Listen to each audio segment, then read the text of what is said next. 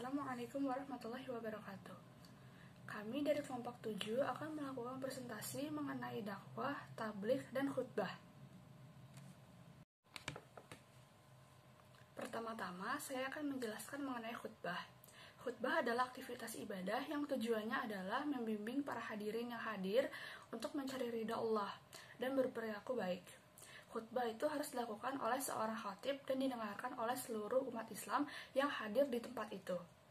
Mendengarkan khutbah dengan khusyuk akan memberikan kita pahala dan menyempurnakan ibadah kita. Khutbah dilakukan pada saat-saat tertentu, seperti sholat Jumat, sholat khusuf, pada hari raya Idul Fitri dan Idul Adha, serta waktu wukuf di Padang Arafah. Syarat untuk menjadi khatib khutbah adalah Islam, baligh, berakal, memiliki pengetahuan yang cukup mengenai ilmu agama Islam, dan memiliki etika dan maksud yang baik. Syarat khutbah yaitu dilaksanakan pada waktu zuhur, khatib duduk di antara dua khutbah, suara khatib haruslah lantang dan jelas, dan yang terakhir adalah tertib. Selanjutnya kita akan membahas tentang rukun khutbah. Rukun khutbah adalah beberapa tahapan-tahapan yang harus dilalui dalam setiap pelaksanaan khutbah. Yang pertama adalah membaca alhamdulillahirabbil alamin. Yang kedua adalah membaca 2 kalimat syahadat. Lalu kita membaca salawat kepada Nabi. Lalu kita juga berwasiat tentang takwa. Ya, penting sekali untuk berwasiat tentang takwa, karena ya sejatinya ketakwaan adalah yang paling harus diingat, yang paling harus dipegang oleh setiap umat, itu adalah takwanya. Lalu dalam salah satu khutbah harus kita membaca ayat-ayat Al-Quran. Dan yang terakhir adalah berdoa di khutbah yang kedua. Selanjutnya adalah sunnah khutbah. Sunnah khutbah ini adalah penyempurna, penambah pahala dari ibadah kita ini, khutbah ini. Yaitu adalah khatib yang berdiri pada ketika khutbah. Juga jika khatib mengawali dengan salam. Jika memungkinkan ya, khutbahnya itu jelas, mudah untuk dipahami dan tidak terlalu panjang. Lalu disunahkan juga untuk menghadap ke jamaah. Lalu membaca surat Al-Ikhlas ketika duduk di antara dua khutbah dan menertibkan rukun khutbah. Ya, selanjutnya kita akan membicarakan tentang tabligh. Tabligh berasal dari kata yang berarti menyampaikan atau memberitahukan secara lisan. Menurut istilah, tabligh adalah kegiatan untuk menyampaikan pesan Allah Subhanahu wa taala secara lisan pada satu orang Islam atau lebih untuk diketahui dan diamalkan isinya. Misalnya Rasulullah SAW memberitakan kepada sahabatnya yang datang di majelis untuk menyampaikan suatu ayat kepada sahabat yang tidak hadir. Jadi tabligh ini adalah kegiatan menyampaikan pesan. Jadi itu bisa dilakukan oleh siapa saja, asalkan sumbernya valid, berasal dari Al-Quran, berasal dari hadis, maka ia dapat melakukan tabligh. Jadi tidak diharuskan memiliki pengetahuan yang mendalam. Tentu saja memiliki pengetahuan, maksudnya tidak ahli dalam hal agama, tetapi asalkan kita memiliki informasi tentang agama yang tentunya valid, berasal dari Al-Quran, berasal dari hadis, maka kita telah melakukan tabligh untuk menyampaikan dan mengingatkan orang. Terkadang itu juga berfungsi bagi mengingatkan orang, karena tidak semua orang dapat mengingat segala ya seperti itu. Lalu kita lanjutkan dengan dakwah. Dakwah adalah berarti memanggil, menyerukan, mengajak pada suatu hal.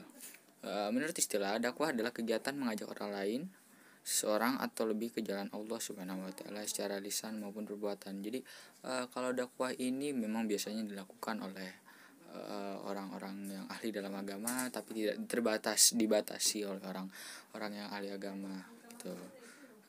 Dakwah ini berarti mengajak ya. Mengajak bukan berarti memaksa, karena sifatnya itu persuasif ya, bukan imperatif. Itu maksudnya saya adalah kita melakukan kita mengajak, namun keputusannya berada di pihak penerimanya gitu. Kita berdakwah bisa secara lisan, seperti berbicara kepada orang-orang, mungkin kepada orang yang belum masuk Islam, untuk mungkin kembali ke jalan yang benar, atau melalui perbuatan juga bisa, karena sejatinya perbuatan kita juga sama kuat atau kalau tidak lebih kuat daripada perkataan kita pastinya, karena dengan melihat suatu perbuatan orang juga bisa tergerak hatinya untuk mengikuti, mencontoh, seperti itu. Kemudian saya akan menjelaskan mengenai hadis dan dalil yang terdapat pada bab ini. Yang pertama, hadis ini menunjukkan untuk atau menyuruh kita untuk melakukan dakwah, tabligh ataupun khotbah. Yang pertama yaitu dari H.M. Bukhari yang menyatakan bahwa Rasulullah pernah menyatakan bahwa sampaikanlah wahyu walaupun hanya satu ayat. Hal ini dinyatakan dengan An Abdullah bin Amru anna Nabiyya sallallahu alaihi wasallam qala balighul ani walau ayyah. Kemudian yang dituturkan oleh Abdullah bin Amr. Nah, kemudian ada juga berasal dari Al-Imran ayat 110, yaitu kuntum khairu ummati ukhrijat lin-nasi ta'muruna bil ma'rufi wa tanhauna 'anil munkari wa tu'minuna billah. Yang menyatakan bahwa Allah telah menciptakan kita sebagai umat yang terbaik.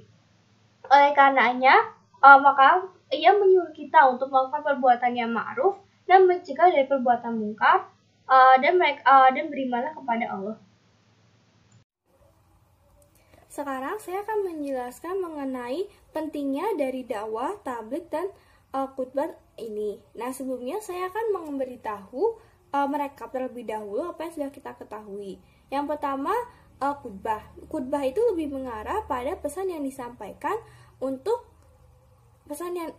disampaikan untuk kegiatan ibadah, misalnya salat Jumat ataupun wukuf. Kemudian yang kedua yaitu tabligh. Nah, tabligh ini lebih mengarah pada kegiatan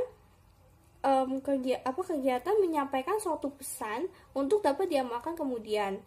Pada contohnya ketika zaman Rasulullah, salah satu sahabat tidak datang. Oleh karenanya ia meminta sahabat lainnya untuk memberitahukan pesan yang disampaikan pada saat itu. Kemudian yang terakhir yaitu dakwah. Dakwah ini lebih mengarah pada mengajak pada jalan yang benar, dan bisa dilakukan dengan dua cara. Yang pertama yaitu dakwah bil hilal, yaitu dengan perbuatan. Sedangkan dakwah bil lisan itu lebih ke arah memberitahukan dengan lisan, dengan ucapan. Oke, selanjutnya mari kita melanjutkan kepada spesifik lagi, yaitu pentingnya dari khutbah. Nah, khutbah ini merupakan hal yang penting dilakukan. Mengapa? Karena dia itu salah satu dari suatu kegiatan ibadah. Misalkan, ketika kita sholat Jumat, jika tidak ada khutbah, maka sholat Jumat itu tidak sah lagi. Nah, ataupun seperti sholat Idul Adha maupun sholat Idul Fitri dan beberapa ibadah lainnya yang memerlukan khutbah. Nah, khutbah ini dilakukan oleh si khotib dan ada 4 syarat untuk menjadi khotib ini. Yang pertama yaitu akidah yang sahih. Berarti artinya dia mengetahui apa yang benar dan apa yang lurus. Kemudian dia mengetahui juga fikih sehingga tidak menyesatkan dan memberikan petunjuk bagi orang-orang. Selain itu dia juga harus orang yang soleh sehingga orang-orang dapat mempercayainya dan dapat mengikuti contohnya. Dan yang terakhir, dia juga mengerti masyarakat. Jika dia mengerti masyarakat, maka dia bisa mendorong perbuatan yang baik dan mencegah dari perbuatan yang mungkar. Yang kedua adalah pentingnya tablik. Nah, pentingnya tablik ini bisa dilihat bahwa tablik itu merupakan salah satu sifat dari Rasulullah SAW, yaitu menyampaikan wahyunya. Dan selanjutnya nantinya akan diteruskan kepada para sahabat-sahabat Nabi. Nah, selanjutnya siapa yang akan meneruskan? Ada banyak yang salah bersangka bahwa yang meneruskan hanya para ulama saja. Ini tidak benar. Semua orang harus melakukan kegiatan tablik ini, yaitu menyuruh pada suatu kebaikan dan mencegah dari suatu kemungkaran. Seperti pada suatu dalil, yaitu oleh HR Muslimin dari Abi Sa'id Al-Khurairah yang menyatakan bahwa ketika kamu melihat suatu kemungkaran, maka cegahlah dengan tangannya. Jika tidak bisa, maka cegahlah dengan lisannya. Jika tidak bisa juga, maka cegahlah dengan hatinya. Dan itulah sekurang-kurangnya iman. Yang ketiga yaitu adalah dakwah. Nah, dakwah ini merupakan hal yang penting dilakukan, karena Rasulullah SAW pun semenjak dia diutus sebagai nabi terakhir, dia melakukan dakwah kepada semua orang, misalnya kepada istrinya, kepada anak-anaknya, kepada keluarganya, kepada masyarakat Mekah, kepada masyarakat Madinah. Dan dakwah ini penting dilakukan karena ini mengajak orang-orang kepada kebaikan, dengan tujuan untuk mensejahterakan masyarakat, untuk kehidupan dunia dan akhirat. Kemudian menurut para ulama, dakwah ini termasuk dari fardu kifayah. Namun ada yang menyatakan bahwa dia termasuk dari fardu ain. Dakwah ini bisa dilakukan dengan 3 hal. Yang pertama yaitu dengan lisan, dengan ucapan, kemudian dengan perbuatan. Tadi dakwah bilhal, yaitu dengan perbuatan, dakwah bil lisan dengan perkataan. Dan ternyata ada satu lagi yaitu dakwah dengan tulisan. Rasulullah melakukan ini ketika dia berada di Madinah, ketika dia memimpin rakyat-rakyat Madinah, di mana dia mengirimkan tulisan-tulisan ini kepada beberapa kerajaan di sekitarnya untuk mengajak mereka ke dalam kebaikan. Untuk dakwah ini ada ayat yang menyatakannya, yaitu Al-Imran ayat 104 yang menyatakan bahwa manusia itu sendaknya mengajak pada suatu kebaikan, mencegah dari perbuatan yang mungkar dan menyuruhkan pada perbuatan yang ma'ruf.